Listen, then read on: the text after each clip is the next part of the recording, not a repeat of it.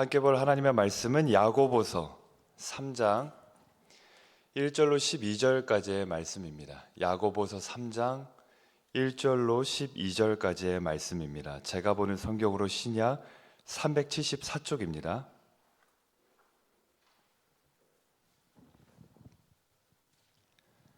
야고보서 3장 1절로 12절 말씀을 한 절씩 교독하신 후에 마지막 절은 합독하겠습니다. 내 형제들아, 너희는 선생된 우리가 더 큰 심판을 받을 줄 알고 선생이 많이 되지 말라. 우리가 다 실수가 많으니 만일 말에 실수가 없는 자라면 곧 온전한 사람이라 능히 온몸도 굴레 씌우리라. 우리가 말들의 입에 재갈 물리는 것은 우리에게 순종하게 하려고 그 온몸을 제어하는 것이라.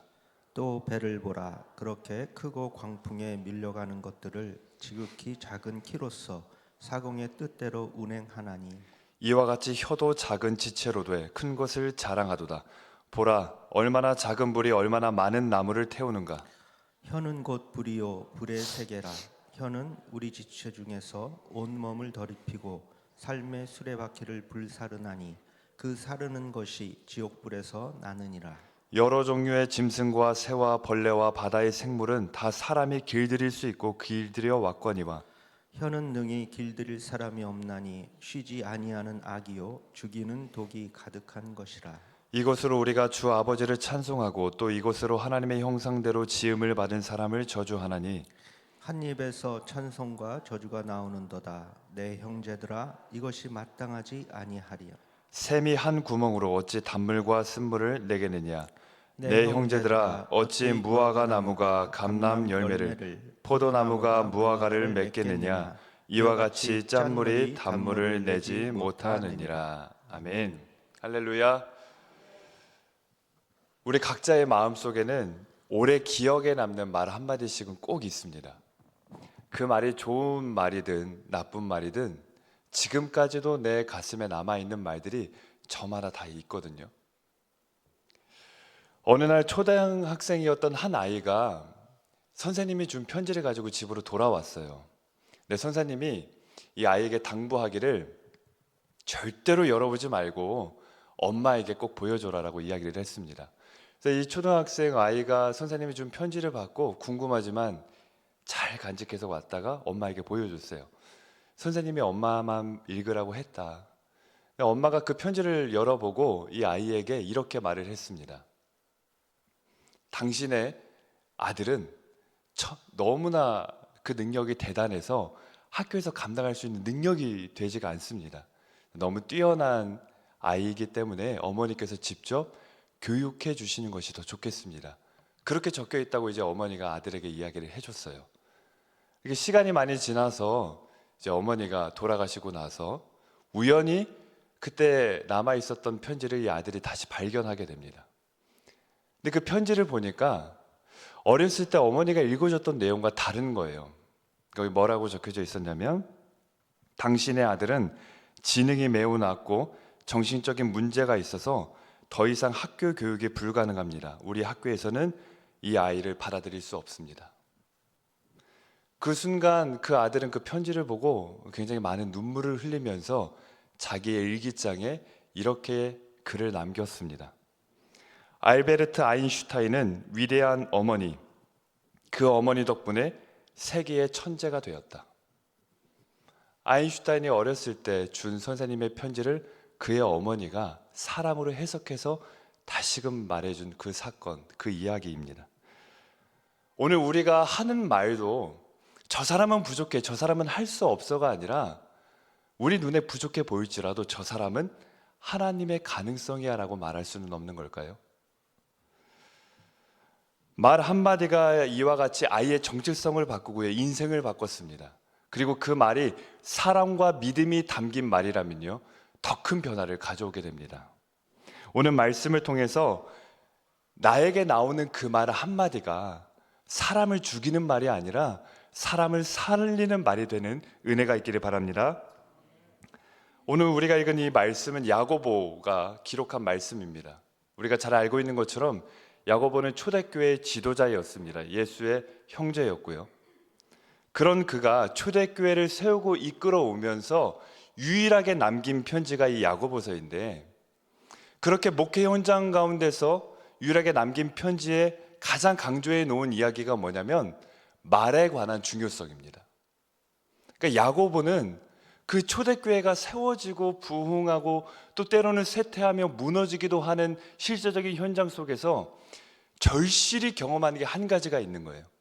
무엇을 경험했냐면 말로 인해서 교회가 세워지기도 하고, 말로 인해서 교회가 무너지기도 하고, 그 말로 인해서 쓰러진 사람이 다시 일어서기도 하고요, 말로 인해서 잘 서 있던 사람도 무너지기도 한다는 걸 그 목회 현장 가운데 절실히 경험했던 겁니다. 그래서 후대들에게, 그리고 교회와 그리스도인들에게 이 말에 관한 중요성을 강조하지 않을 수가 없었던 겁니다. 특별히 누구에게 썼냐면 야고보서 1장 1절 말씀 함께 보겠습니다. 야고보서 1장 1절 말씀에 보니까 이렇게 말씀하고 있습니다. 하나님과 주 예수 그리스도의 종 야고보는 흩어져 있는 12지파에게 문안하노라. 그러니까 흩어져 있는 유대인들에게 쓴 거예요. 흩어져 있는 그리스도인들에게 썼습니다. 왜 흩어져 있는 그리스도인들에게 편지를 쓸 수밖에 없었냐면요, 초대교회에서 잘 세워지다가 여러 가지 박해로 인해서 각각 여러 도시와 사회 속으로 흩어졌는데, 그 흩어진 곳에서 그리스도인으로서의 역할을 잘 감당하면 좋았겠지만 도리어 세속화되어 버린 거예요. 세속화된 곳에 흩어져서 변화시켜야 될 그리스도인들이 그 사회에 물들어서 도리어 자신들조차 그리스도인의 정체성을 잃어버리고 있었기 때문입니다. 그런데 무엇을 가장 세속화되었냐? 말이 세속화되었다라는 거예요. 이 말이. 그들의 언어가 세상에 물들고 가장 심각하게 타락했던 겁니다. 그 증거가 뭐냐면 3장 1절 본문 말씀에 나오는 선생이 많이 되려고 했던 겁니다. 당시 사회에서는 이 랍비들, 선생이 되면 굉장히 큰 지위와 명예를 누렸기 때문에 너도 나도 할 것 없이 선생이 되려고만 했던 거예요. 가르치려고만 들었던 겁니다. 그러니까 야고보가 말하는 거예요. 선생이 많이 되지 말라. 교회 공동체 안에 심겨진 복음이 어느샌가부터 하나의 이론으로 전락하면서 그것을 가지고 자신들이 선생 노릇하는, 자신들의 명예를 만족시키는데 사용하는데 그쳤다라는 겁니다. 자신들의 옳음과 자신들의 능력을 증명하기 위해 다른 사람들의 잘못된 것, 그 다름들을 틀림으로 정의하면서 지적했던 거예요. 비방하고요, 모욕하고 저주했던 겁니다. 이것 때문에 곳곳에 퍼져 있는 그리스도인들이 있는 그곳에 세워진 교회들이 무너지고 쓰러져 가고 있었던 거예요. 그래서 야고보는 이 시점에 말의 위력, 이 혀의 중요성에 대해서 경고하지 않을 수가 없었던 겁니다. 특별히 세 가지 이미지를 통해서 말의 힘을 말씀하고 있는데요, 야고보서 3장 3절에서 5절 말씀입니다. 우리가 함께 합독하겠습니다. 우리가 말들의 입에 재갈 물리는 것은 우리에게 순종하게 하려고 그 온몸을 제어하는 것이라. 또 배를 보라. 그렇게 크고 광풍에 밀려가는 것들을 지극히 작은 키로서 사공의 뜻대로 운행하나니, 이와 같이 혀도 작은 지체로 돼 큰 것을 자랑하도다. 보라, 얼마나 작은 불이 얼마나 많은 나무를 태우는가. 아멘. 특별히 세 가지를 비유해서 말하고 있는 거예요. 재갈과 말, 키와 배, 작은 불과 큰 산. 이 말에 재갈을 물리면요, 말의 힘이 엄청나거든요. 지금도 이 자동차 산업에서는 몇 마력이냐라고 평가를 내리고 있는데, 이 말의 힘이 대단합니다. 그런데 그 대단한 말을 뭐가 제어하냐면 입에 물려있는 그 작은 재갈로 방향도 제어하고 속도도 제어한다라는 거예요. 배도 똑같죠. 정말로 많은 무게와 많은 사람들을 싣고 물 위를 떠다닐 수 있는 배지만 그 배를 움직이는 건 작은 키, 손바닥만한 그 작은 키가 그 큰 배를 움직인다는 겁니다.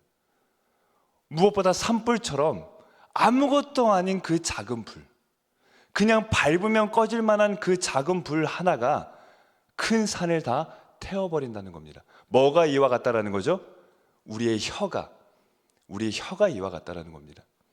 작아서 아무것도 아닌 것 같지만 그게 아니라 그 결과는 매우 크다라는 것을 야고보가 지적하고 있습니다. 특별히 이렇게까지 말씀하고 있는데요. 3장 6절입니다. 야고보서 3장 6절 합독하겠습니다. 혀는 곧 불이요 불의의 세계라. 혀는 우리 지체 중에서 온몸을 더럽히고 삶의 수레바퀴를 불사르나니 그 사르는 것이 지옥불에서 나느니라.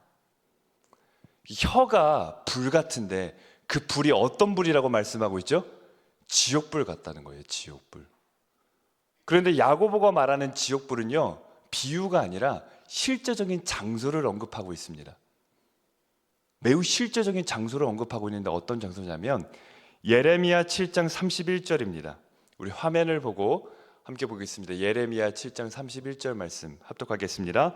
흰놈의 아들 골짜기에 도배 사당을 건축하고 그들의 자녀들을 불에 살랐나니 내가 명령하지 아니하였고 내 마음에 생각하지도 아니한 일이니라. 지금 이 예레미야 말씀에 보니까 흰놈의 골짜기에 인신제사가 이루어지고 있었던 거예요. 므낫세 때부터 이루어지고 있었습니다. 하나님이 생각하지도 원하지도 않았던 일입니다. 그러니까 우상들에게 자녀들을 바치려고 산채로 태워 죽였던 곳이 흰놈의 골짜기라는 뜻인데, 지금 야고보가 말하는 지옥불이 헬라어로 게헨나입니다. 그런데 이 게헨나가 무슨 장소를 뜻하고 있냐면 흰놈의 골짜기가 게헨나예요. 그리고 인신제사가 그친 뒤에는 그 골짜기에서 쓰레기를 계속 태웠다고 합니다. 그러니까 그곳은 계속 타는 장소였던 거예요. 그래서 많은 사람들이 지금까지도 불못이라고 부르고 있다고 합니다. 인터넷이 마치 그런 불의 골짜기와 똑같지 않습니까? 악성 댓글들이 많은 인생들을 태우고 있습니다. 그리고 우리 입에서 나오는 말이 이와 같습니다. 우리 입에서 나오는 말이 때로는 사람의 영혼마저 태워버리는 이 흰놈의 골짜기와 같다. 지금 야고보가 그것을 지적하고 있는 겁니다. 우리 입에서 나오는 이 불같은 혀가 만들어내는 그 결과가 마치 지옥불로, 그 인신제사로 그 무고한 생명들을 태워버리듯이 하나님 앞에서 그만큼의 잘못된 행동들이라고 지적하고 경고하고 있는 겁니다. 지금까지도 내 마음에 남아있는 상처들의 흔적을 보면요, 다 말로 인한 상처들이에요. 말로 인한 상처. 자녀들의 마음 혹은 가족들의 마음 안에 남아있는 상처들의 흔적을 뒤져보면요, 나도 모르게 내 입에서 나온 말들로 인한 그 상처들이 한두 가지가 아닙니다. 야고보서의 표현대로라면 내가 지금까지 살아오면서 저주했던 사람들은 다 하나님의 형상대로 지음받은 사람들이었어요. 내 눈에 어떻게 보이든지 간에 하나님의 형상대로 지음받았던 사람들입니다. 그러면 내가 저주한 건 결국 그 사람을 저주했을 뿐만 아니라 하나님의 형상을 저주한 셈이 된다. 이게 바로 말의 두려움입니다. 야고보가 이것을 우리에게 경각심을 가지고 다시금 깨우치고 있는 겁니다. 한 입에서 찬송과 저주가 나올 수 없다고 하는데도 우리는 아침에 찬송했다가 저녁에는 저주하죠. 주일이 되면 교회에 나와서 찬송합니다. 그렇게 은혜스러운 말들을 많이 나눌 수가 없어요. 저도 그렇습니다. 저도. 그런데 집에 가서 가족들에게는 저주스러운 말을 하는 거예요. 어떻게 되겠습니까? 그 모습을 보는 가족들 중에 아직 하나님께 돌아오지 못한 가족이 있다면 그런 말을 하는 나를 보면서 내가 믿는 하나님, 내가 전하는 그 예수 그리스도를 어떤 분이라고 생각하겠습니까? 야고보서 3장 11절 말씀에서 이렇게 말씀하고 있습니다. 야고보서 3장 11절 말씀 합독합니다. 샘이 한 구멍으로 어찌 단물과 쓴물을 내겠느냐. 우물은 한 가지의 물밖에는 낼 수가 없다는 거예요. 우리가 주일 말씀을 통해서 익히 듣고 또 많은 성도님들이 공감되는 말씀이 한 가지가 있는데, 고장난 인격과 신앙이 만나면 뭐가 된다고요? 괴물이 된다. 참 공감이 되고 맞는 말입니다. 설교의 황태자라고 불렸던 찰스 스펄전 목사도 똑같은 말을 했어요. 순전한 신학과 흐트러진 도덕성은 결코 섞일 수가 없다. 이것을 이야기했습니다. 바른 신앙과 잘못된 입은 같이 갈 수가 없다는 거예요. 내가 신앙에 바르고 내가 신앙생활을 오래 했고 내가 어떤 직분자고 내 신앙의 깊이가 있다라고 고백할지라도 지금 내 입에서 나오는 그 말이 저주스럽고 비방과 악독이 있다면 지금 내 신앙의 수준은 거기라는 겁니다. 야고보가 행위가 없는 믿음은 죽은 믿음이라고 강조하고 있지 않습니까? 그런데 그 행위의 중심에 무엇이냐면 언어가 있다라는 거예요. 우리가 갖고 있는 그 신앙의 수준, 내가 가지고 있는 믿음의 깊이와 그 태도는 내가 내뱉는 그 말 한마디로 가늠하고 측정된다라는 겁니다. 우리가 하지 말아야 될 말들은 무엇일까요? 간단합니다. 우리가 하지 말아야 될 말은요, 이 말은 사실 안 하려고 했는데 그 말이 붙은 말들은 하면 안 돼요. 그 말이 붙으면 하면 안 됩니다. 이 말은 나니까 하는 말인데 그 말이 붙어도 하면 안 되는 말이에요. 이 말은 꼭 해줘야 후련하겠다 할수록 하면 안 되는 말들입니다. 그 말을 내뱉는 순간 나는 후련할 수 있지만 그 말을 듣는 상대방의 마음은 후벼 팔 수 있거든요. 내가 후련한 만큼 상대방의 마음은 후벼 파는 거예요. 우리가 한번 생각해 볼까요? 자기 자신도 고치지 못한 말로 누구를 고칠 수 있겠습니까? 지금 그 말로 나도 못 고치고 있으면서 그 말로 내가 누구를 고치겠어요? 사람은 사람을 절대로 고칠 수 없습니다. 하나님만이 고칠 수 있습니다. 우리가 가정과 직장과 또 공동체 안에서 의도치 않게 나를 향한 오해의 말들을 들을 때도 있습니다. 오해가 참 사람을 괴롭게 하거든요. 그 오해의 말을 들을 때가 있는데 그때마다 우리가 어떻게 해야 될까요? 오해는 젖은 종이와 똑같아요. 우리가 몸에 젖은 종이가 붙어 있다고 한번 생각을 해볼까요? 젖은 종이가 붙어 있어요. 내가 힘으로 떼려고 하면 뗄수록 잘 떨어집니까? 아니에요. 종이가 젖어 있으면 더 여기저기 붙어요. 떨어지지 않습니다. 오해가 그렇습니다. 젖은 종이와 같아서 내가 내 힘으로 떼려고 하면 뗄수록 더 들러붙을 뿐이에요. 젖은 종이가 떨어지는 건 내가 힘으로 떼려고 할 때가 아니라 그 젖은 게 다 마르면 알아서 떨어집니다. 공동체 안에서 존재하는 오해의 말들이 그와 같아요. 그 젖어 있는 말들이 다 말라버리면 내가 힘겹게 떼지 않아도 저절로 내 몸에서 떨어집니다. 나를 향한 오해의 말들이 있다면 그 말이 다 마를 때까지 가만히 두면 됩니다. 인내하면 됩니다.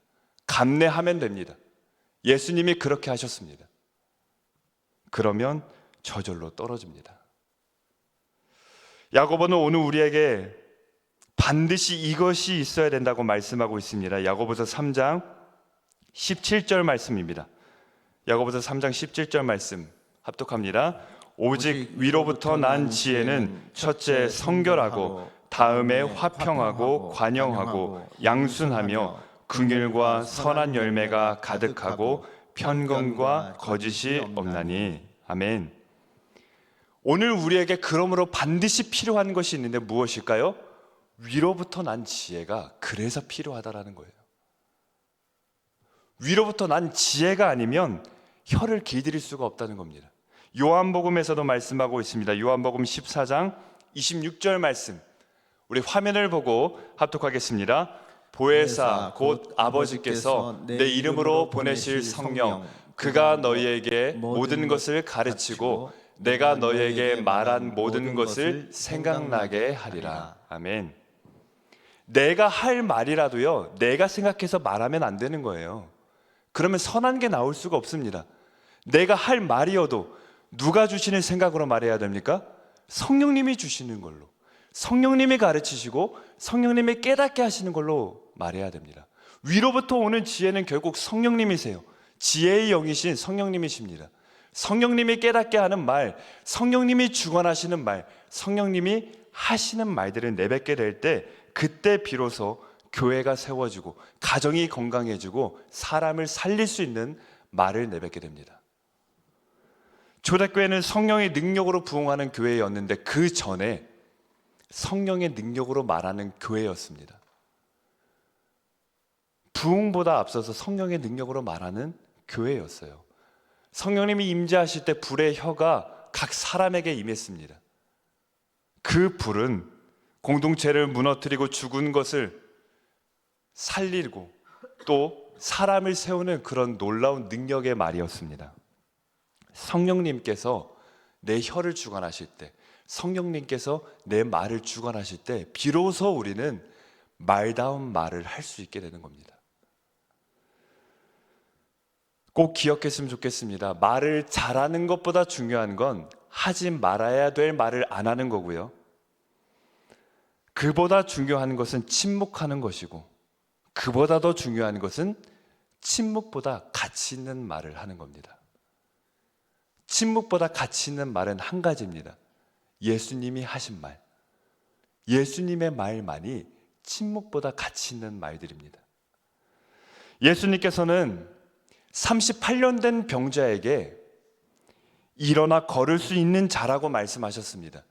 예수님께서는 보리떡 5개와 물고기 2마리를 보면서 5,000명이 먹고도 남을 양식이라고 말씀하셨고요.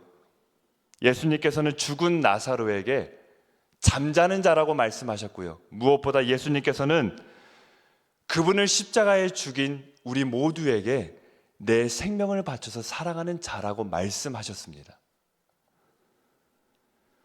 교육이 불가능한 문제아라는 말이 아인슈타인을 무너뜨리지 못했던 이유는 그에게 천재라고 말해준 어머니의 그 말 한마디 때문이었습니다. 내가 돌아보면 넘어지는 그때 다시 일어섰던 건 말 한마디 때문이었고요. 내가 용기를 잃고 절망했을 때 다시 일어설 수 있었던 것도 그 말 한마디 때문이었고요. 내가 눈물 흘리며 신음에다가도 다시 웃음을, 기쁨을 되찾았었던 이유도 그 말 한마디 때문이었습니다. 오늘 내가 내뱉는 그 말 한마디는 어떤 말입니까? 바로 서 있는 사람도 넘어지게 만들고, 용기 있는 사람도 절망하게 만들고, 웃고 있는 사람도 울게 만드는 말은 아닌지 돌아봐야 됩니다.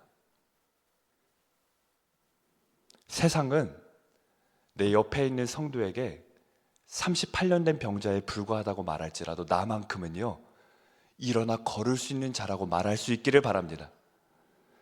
지금 우리 가정에 있는 게 보리떡 5개와 물고기 2마리가 전부라 할지라도 우리 온 가족이 먹고도 남을 양식이라고 선포할 수 있는 말이 나로부터 나오기를 간절히 축복합니다. 사랑하는 내 가족이 아직까지는 영적으로 죽은 나사로처럼 보일지라도 잠자는 자라고 선포할 수 있는 믿음의 말을 하기를 바랍니다. 나에게 고통과 아픔을 준 사람일지라도 예수님과 같이 내가 가장 사랑하는 사람이라고까지 말할 수 있는 그 지경에, 그 자리에 이르기를 바랍니다. 그 말 한마디가 사람을 죽이고 그 말 한마디가 사람을 살립니다. 우리 시간 함께 찬양하면서 기도하겠습니다. 이 시간 함께 찬양할 때 우리 시편의 고백인데요, 나의 입술의 모든 말과 나의 마음의 묵상이 우리 주님께 연락되기를 우리 간절히 바라는 마음으로 함께 찬양하겠습니다.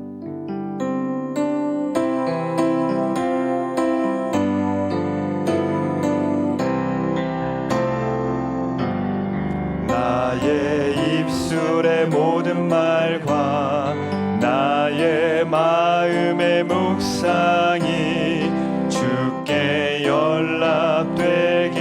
다시 한번 찬양합니다. 나의 입술의 모든 말과 나의 입술의 모든 말과 나의 마음의 묵상이 주께 연락되기를 원하네. 생명이 되신 주, 생명이 되신 주,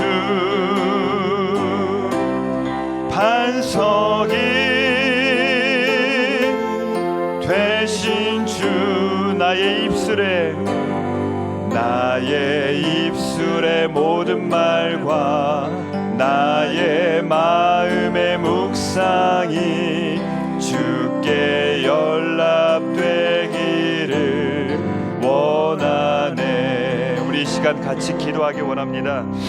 이 시간 기도할 때 주님, 모든 삶의 순간마다 내 입술이 주님의 입술 같기를 간절히 원합니다. 자녀들을 향한 나의 말이 주님이 나를 향해 말씀하시는 그 말 같기를 원합니다. 사랑하는 성도들을 향한 그 말이 예수님의 말과 같기를 원합니다. 더 나아가 나를 힘들고 괴롭게 하는 그 사람에게조차도 주님이 죄인된 나에게 하셨던 것처럼 내가 사랑의 말을 하기를 원합니다. 그러나 주님, 나에게는 그럴 실력도 없고 그럴 능력도 없고 그럴 성품도 없습니다. 그러니 성령님께서 내 말의 주인이 되어달라고, 성령님께서 내 입술의 재갈을 물리시고 내 생각의 주인이 되어주시고 그렇게 내 말에 파수꾼을 세워주셔서 우리 성령님이 주시는 말, 성령님이 깨닫게 하시는 말, 성령님이 하게 하시는 그 말을 나도 할 수 있도록 하게 해달라고 이 시간에 간절히 기도하며 나아갑니다. 하나님 아버지, 이 시간 내가 내 입술을 놓고 내 마음의 묵상을 놓고 간절히 기도합니다. 하나님, 사랑하는 자녀들에게 내뱉는 말이 주님의 말 같기를 원합니다. 내가 부모라는 이름으로 내 성격대로, 내 마음대로, 내 고집대로 내뱉으며 그 사랑하는 자녀들의 가슴을 후벼 파고 그 자녀들의 마음에 상처를 남기는 말들을 내뱉지는 않았는지 돌아봅니다. 남편과 아내가 서로를 향해서, 성도가 성도를 향해 험담하고 비방하며 오해의 말들을 내뱉던 그 모든 시간들은 나에게 없었는지 돌아보며 하나님 앞에 반성하고 회개하며 돌이킵니다. 하나님, 심지어 나에게 원수된 자조차도 주님이 나에게 그러하셨던 것처럼 내가 사랑의 말을 해주기를 원하는데 주님, 나에게는 그럴 실력도 능력도 성품도 없습니다. 그러니 성령님께서 내 입술의 주관자가 되어주시고 내 입술의 파수꾼이 되어주시고 내 생각의 주관자가 되어주셔서 내 생각, 내 뜻, 내 고집대로 말하는 게 아니라 성령님이 깨닫게 하시는 것, 성령님이 생각나게 하시는 것, 성령님이 주관하시는 그 감동대로 말할 수 있는 내가 될 수 있도록 인도하여 주시옵소서. 그래서 내 말 한마디가 누군가를 죽이고 또 누군가를 괴롭히고 누군가를 무너뜨리고 공동체를 힘들게 만드는 말이 아니라 누군가를 살리고 가정을 건강하게 하고 공동체를 세우는 말이 될 수 있도록 하나님 역사하여 주시옵소서. 나의 입술의 모든 말과 내 마음의 묵상마저도 우리 하나님께 연락되는 내 마음의 고백이 될 수 있도록 하나님 역사하여 주시고 붙들어 주시옵소서. 인도하여 주시옵소서. 하나님, 내가 부모라는 이름으로 자녀들에게 내 고집, 내 성격, 내 감정대로 말하면서도 그것을 너를 위한 말이라고, 가르침이라고 포장한 채 내 자녀들의 말이 후벼 파지고 상처로 패이는지도 모르면서 그렇게 합리화하며 살아오지는 않았는지 돌아봅니다. 나조차도 고치지 못한 말로 사랑하는 성도들을 향해, 하나님의 형상대로 지음받은 이웃을 향해 따갑고 아픈 말을 하지는 않았는지 돌아봅니다. 내 말 한마디가 그동안 사람을 세우는 말이었는지 사람을 죽이는 말이었는지 돌아봅니다. 하나님, 내 삶의 모든 순간마다 내 입술이 주님의 입술 같기를 간절히 소원하오니 역사하여 주시옵소서. 나에게는 그럴 실력이 없습니다. 나에게는 그럴 능력도 없고 그럴 성품도 없습니다. 그러니 오직 우리 성령님께서 내 입술의 파수꾼이 되어주시고 우리 성령님께서 내 입술의 주관자가 되어 주시옵소서. 그래서 나로부터 나오는 말 한마디가 누군가를 죽이는 게 아니라 살리게 하여 주시고 이 가정을 건강하게 하여 주시고 공동체를 세우는 말이 나로부터 나올 수 있도록 역사하여 주시옵소서. 이 시간 감사한 마음으로 주님 앞에 귀한 예물을 드립니다. 하나님, 기뻐 받아 주시고 드린 모든 손길 가운데 하나님께서 충만한 복으로 가득히 채워 주시옵소서. 예수님의 이름으로 기도합니다. 아멘.